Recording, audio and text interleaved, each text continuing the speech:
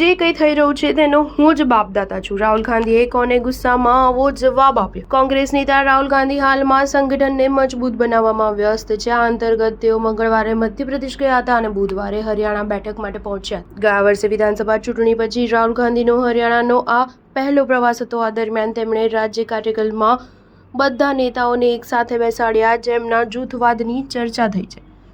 તેમજ ચૂંટણીમાં હાર બાબતે પણ ચર્ચા કરવામાં આવી હતી. ચૂંટણીમાં થયેલી હાર વિશે કોઈએ ખુલીને વાત કરી ન હતી, પરંતુ બધું જ કટાક્ષમાં કહેવામાં આવ્યું હતું. ભૂપિન્દરસિંહ ચૂંટણી પ્રચારનું નેતૃત્વ કર્યું હતું અને મુખ્યમંત્રી પદની રેસમાં હતા. તેમણે કુમારી શૈલજાના નેતૃત્વ હેઠળના જૂથે દોષી ઠેરવ્યા. હુડ્ડા આનાથી દુઃખી થયા હોય તેવું લાગ્યું અને કટાક્ષભર્યા સ્વરમાં કહ્યું, જીતના 100 બાપ હોય છે, હારનો કોઈ નથી. હુડ્ડાએ ચૂંટણીનો ઉલ્લેખ પણ કર્યો ન હતો, પરંતુ તેમના શબ્દો પરથી સ્પષ્ટ હતું કે તેઓ ચૂંટણી પરિણામો પછીથી ચાલી રહેલા દોષના ખેલ પર પોતાનો પક્ષ મૂકવા માંગતા હતા. રાહુલ ગાંધીએ તરત જ હુડ્ડાની આ વાતનો જવાબ આપ્યો. મીડિયા અહેવાલ મુજબ રાહુલ ગાંધીએ હુડ્ડાના નિવેદનનો પોતાની શૈલીમાં જવાબ આપ્યો અને કહ્યું કે જે કંઈ પણ થઈ રહ્યું છે તેનો હું જ બાપદાદા છું.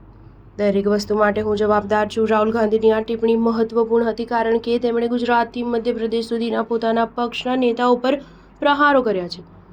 ગુજરાતમાં તેમણે ઘણા કોંગ્રેસના નેતાઓને ભાજપના સ્લીપર સેલ કહ્યા. પછી મધ્યપ્રદેશમાં તેમણે ઘણા રાજ્યના નેતાઓને 12 ઘોડા કહ્યા અને કહ્યું કે તેમના પર ભરોસો કરીને રેસ જીતી શકાતી નથી. સ્ટાર ન્યૂઝ 7 હંમેશા સચ્ચાઈની સાથે.